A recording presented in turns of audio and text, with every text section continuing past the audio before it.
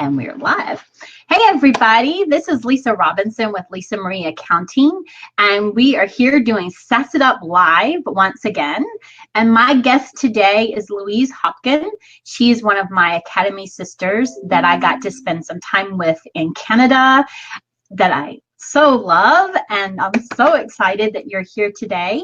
And we're going to be sassing up your personal space or your home office space, however you want to put it, but that's what we're going to be sassing up, is your space. We're going to make sure that it's decluttered and you can actually get stuff done. So without further ado, Louise, will you please tell us a little bit about yourself? Sure. Thanks, Lisa, for having me. I'm super excited to be here. So yeah, I'm the owner of The Space Reclaimers, which is a home organizing business service. So what my background is, I'm originally from New Zealand. I live in Canada right now, and I've been doing organizing for a couple of years, and it's a learning process, I think. Just understanding how everybody feels about clutter and just helping people through. Yeah, so sorry, going back to originally from New Zealand, I moved a lot of countries and lived in different places, and I found that I was purging a lot of things. So, you know, you have to decide when you move countries what's really important to you, what you need to take with you. I think I've lived in 4 different countries, so it's been kind of an approach. Yeah, so I like to get around. And so, yeah, so I kind of learned from that. And then now I try and help other people with that kind of message of like taking the emotions out of items. So, yeah, so that's kind of a little bit about me. So, yeah, that's my background. And you're passionate about it, though, so I can tell. Hey, Megan, thank you for hopping on. I know that you're passionate about it because I've seen what you've been able to do in your group, and, you know, just showing pictures of some of the spaces I have that are cluttered and wanting some of. I've already told you, I need you to come to US. You need to come and see me so that I can actually have you here and help me declutter some more stuff. So when you start traveling, you let me know. Oh, yes. I'm gonna lead your way over here to South Carolina so that you can help me. Hey, Lenora, thank you for joining. I miss y'all guys so much. Okay, so what is your why? Why are you so passionate about the decluttering? I mean, I understand that you've moved from different countries, but you're very passionate about it. So what is your why? What is my why? That's a really good one. For me, it is, I like to create memories. I find it really, really important. So, you know, I grew up in a larger family, and we would spend a lot of time together. So I find that we get so busy in families, we just get so, you know, we have school, we have after-school activities, we're always trying to learn and do things. But we kind of forget about creating those memories, and then our homes get full of clutter. And then it just causes stress, and there's so many knock-on effects from that.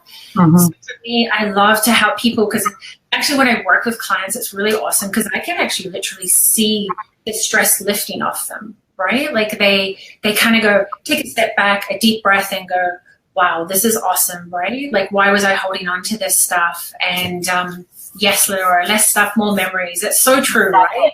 Yes. We've got to live in the moment, right? We only have one life. So that is why I get really, really passionate about it. You can see and I like it though. yeah, it's just such an interesting industry, or just interesting helping clients and seeing their different situations, and just being able to help them. So yeah, I guess that's my why. Well, that's good. So I guess one of my questions is going to be, especially with entrepreneurs like me, I work from home. What do you find that is normally a lot of the issue that's causing the clutter around their office and their home, where they're not able to, like, I know when my space gets too cluttered, I'm done. I can't do anything until I get some of it gone, and then it doesn't take long before it's right back. So it's like a constant repeating of itself. But what are some of the issues that you find that you know, are causing some of this clutter in the office spaces and the in-home office spaces and at home? Yeah, for sure. So when I go into a home, I always kind of, everybody's different, everybody works different. But one of the issues I think is again, it's time. It's so much time. And we are always set kind of in our ways, right? So what I find really, really helps is that when someone comes in with a different eye, hey, have you thought about moving your wireless printer over here? Just kind of things like that. And they're like, because this will create space. And they're like, oh, no, I hadn't thought of it. It's just things like that, a different eye. But yeah, and I think it's denial a lot of the time. It's just like, I don't want to deal with it.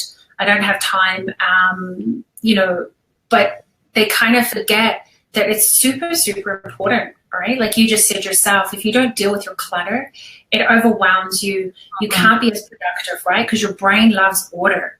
And if it doesn't have that order, it just doesn't focus, right? So I think focusing is really, really important and when you're working. So one couple of things I suggest to people is having things as digital as you can. We're in a digital world, so like if you have your clients, like as much as you can, take your notes online. So don't have notebooks, because I've had clients that will have notebook for each client, and it's just like, well, you don't need to do that. Have it all online and back it up, of course, because in case you lose it. Evernote's a beautiful thing. Thank you, Megan, by the way. Evernote is one of those ones that did paper notes, and I was like, okay, I wanted to start decluttering, and now I use Evernote, and Evernote literally is my notebook, and there is little tabs which are my client names, and each time I'm meeting with them or I do something with them, I create a new note, and so everything is all in one place, and it is the most awesome thing. I can find it, phone, iPad, computer, you name it. So I don't have to lug a notebook anywhere. I have it all there. So yeah, I mean, that helps a lot. But why do you think we want to bury our heads in the sand, though? Why do we ignore it? If it causes overwhelm.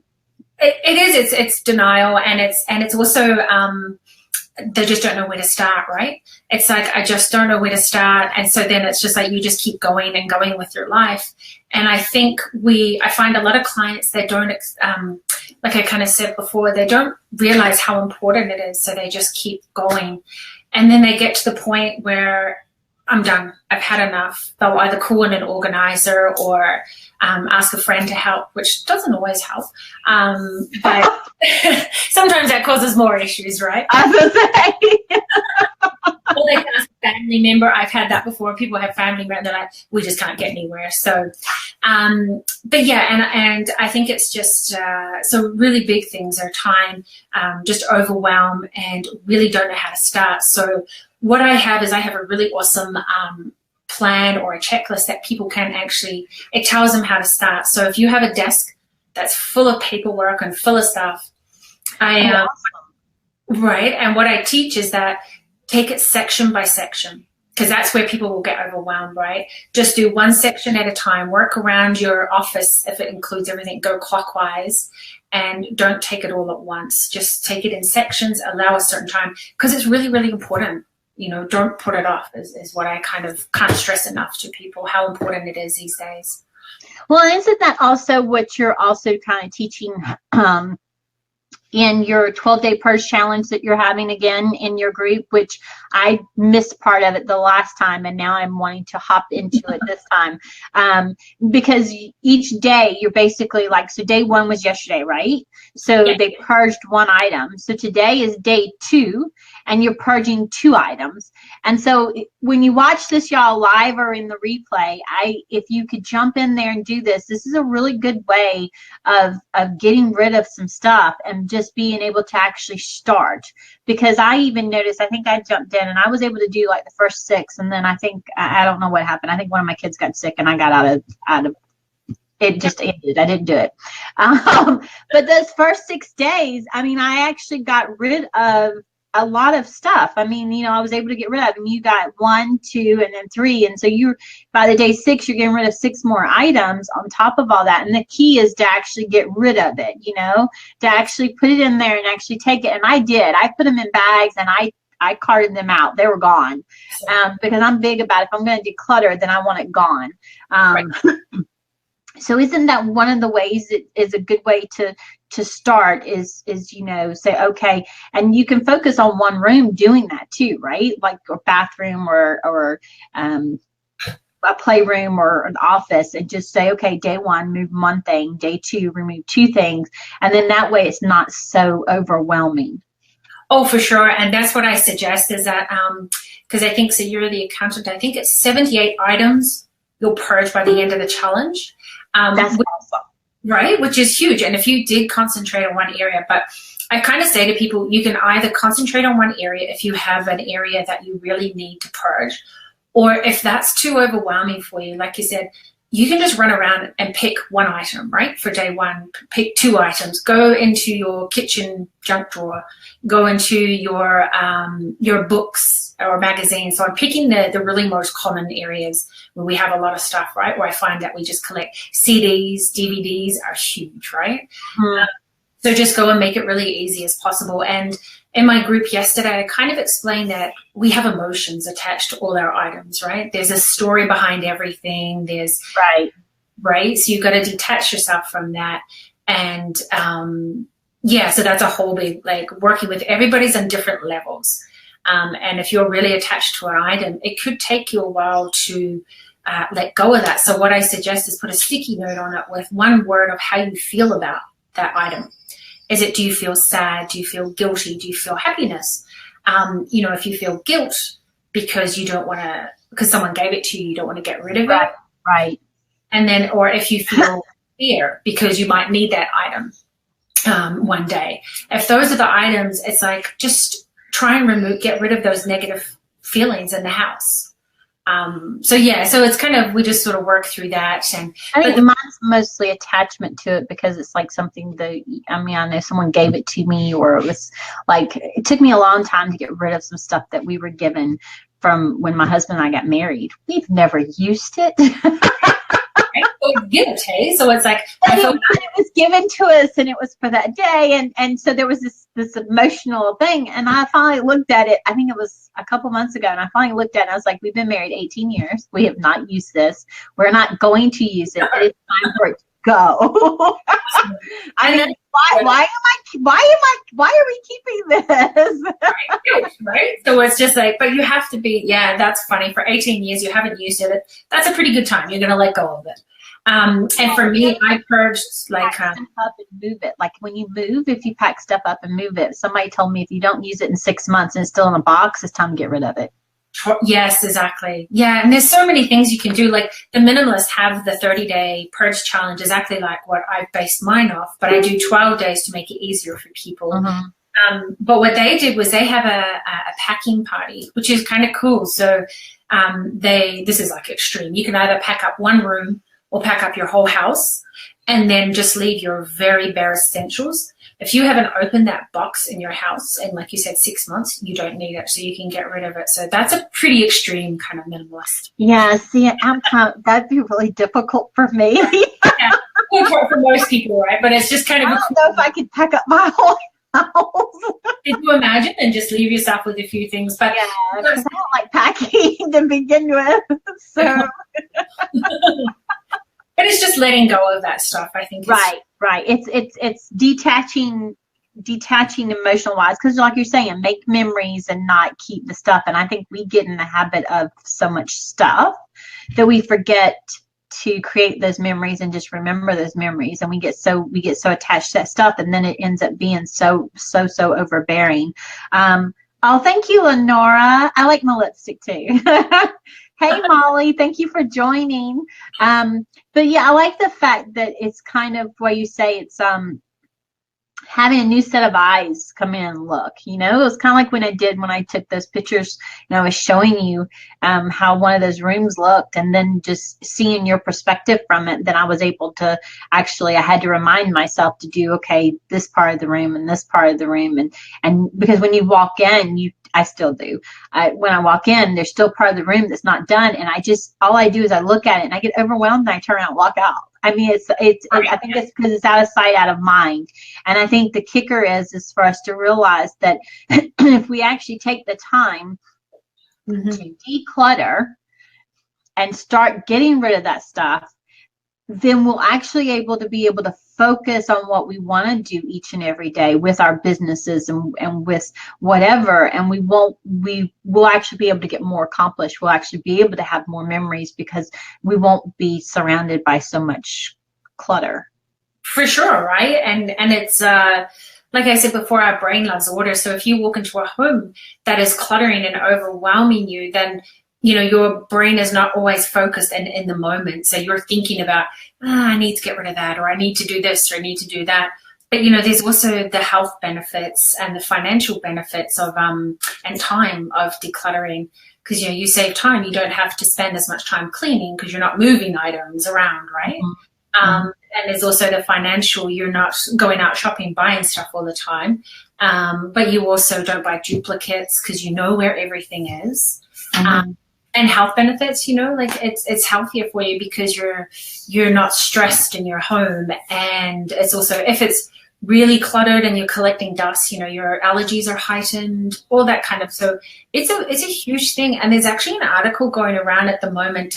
They're doing medical research on it, and they've proven scientific research that clutter causes anxiety, right? So I can attest to that.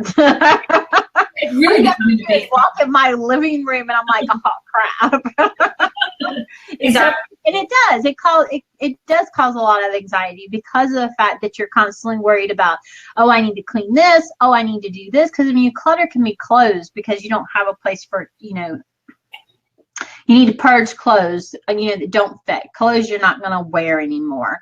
That was a huge thing that I did when I stopped working corporate. It took me a few months for me to actually just go in there and do it. But when I did, it was huge. It felt good because I know good and well I was never going to wear those suits again. I'm not going back to corporate, so why in the hell would I keep them? But it was like you just didn't know, you know what I mean? If you wanted to, I don't know. It's like, okay, yeah, but, and it was like, no buts. This is what I'm doing now. I don't need this. And so when I packed that stuff up and sent it off, that was freeing. It was huge, right? Molly says, I do the 6-month rule with the exception for seasonal items, in which case the rule is 12 months. I agree with that. And Molly, I'm going to be honest. My Christmas stuff, you're not purging my Christmas stuff. And if you see my Christmas stuff, you'd be like, oh crap. It's actually not as bad as it used to. So I will actually admit that we did purge some of my Christmas stuff. But I'm really big with Christmas. And so I have probably a huge corner, and it's got they're these huge gallon tubs. There's 2 of them. And then there's some ornaments, but they all have their own place and they're stacked up neatly. But yeah, I'm not getting rid of, I finally got rid of some of the stuff. There's a lot of stuff in there that needs to, in the other room that needs to get rid of. But I agree, Molly, with the seasonal stuff, there's some stuff that and you gotta be reasonable. When I say like you're packing it up, I'm like dishes, like for example, here's another example. We did these nice dishes when we got married. And for whatever reason, we ended up with like a 16 place setting. I'm not having 16 people at my house at one time to sit at a table to eat. It will never happen. So there was no reason keeping 16 place settings. So when I went through the room after I cleaned up my daughter's room and I was going through the part of the room that we're making the playroom, that was one of the things I did is I purged 8 place settings out of cups, of bowls, of those plates, of the saucers, and got rid of them and only kept the 8 place setting. Now, those are boxed up, but that's because the place we're renting is not big enough for us to have room for it, and those are nice plates, but those are boxed up for that reason. I'm not going to get rid of those, but I did purge them because there was no reason to have 16 place settings. No. But for the longest time, we kept 16 place settings. I have no idea why. We were like, oh, we're going to have people. No, we're not. We're not going to have 16 people over. It's the what-if, isn't it? It's always a what-if we do this. Right. So, and that makes sense. I like your 12-day purge, and I like the thing about, some of the stuff like books and all that, CDs and all. You box them up, they're out of sight, out of mind. If you haven't gone looking for them in 6 months to a year, you don't need them. You're not looking for them. You're just keeping them just to keep them. Yeah, totally. Because when you look at them, it reminds you of how that era of your life, right? You're like, oh, that song reminds me of that, or this, but it's like you can get them on iTunes now. If you really wanted to, you pay the $10, and then you can be a member of it. So there's lots of things you can do for that. And I think when we're purging, it's something that we need to remember that it's really important. And then it's easier to organize. Then if you have less stuff, you don't have to actually be super, super organized. You know what I mean? Like you don't have to have everything in categories and subcategories because you don't have much of it. So it's easier to find and space. So it's kind of, that sort of thing. Like I find when I go into clients, they say to me, I am organized, but I have so much stuff. And that's once we purge and get rid of this stuff, they're like, oh, look at all the space I have now. So can I please have you come to my house? I know, we need to, hey? Yes, because that's me. I'm super organized. I just have too much shit. And that's what I find a lot of people, and that's where it kind of comes in, is just we'll have a conversation with a client and we'll be talking about an item, and I ask them questions and I bring it out of them, and then we get to an answer. They actually come up with the answer, and they'll actually say, oh no, I don't need it. So they feel good, right? Because they've talked about it. Right. It's gone. So it's awesome that way. And so I just find it's a process. You've got to be ready for it. And you know that each client's going to be different, because each reason and each emotion is going to be different, right? I mean, because we're all gonna have our different things that we keep or we're attached to for whatever different reason. Yeah, you just need to be honest with yourself. Like if you're going through and purging, and I find with the 12-day purge that people are like, they are held accountable because they've joined the group and they're like, okay, I've got to do this, and because I'm going to ask you to post what you've purged, and people are like, oh, okay, I have to do it. So just be honest, have a conversation with yourself. Do I really need this? Just say it out loud, and sometimes that really helps too. So yeah, right. And it helps with organizing if you have less stuff. So, and that's what we'll do. Like a lot of time people forget about space. They can go up with shelving if you're looking for space. There's lots of tips and tricks you can do, but the biggest thing is to get rid of all that stuff.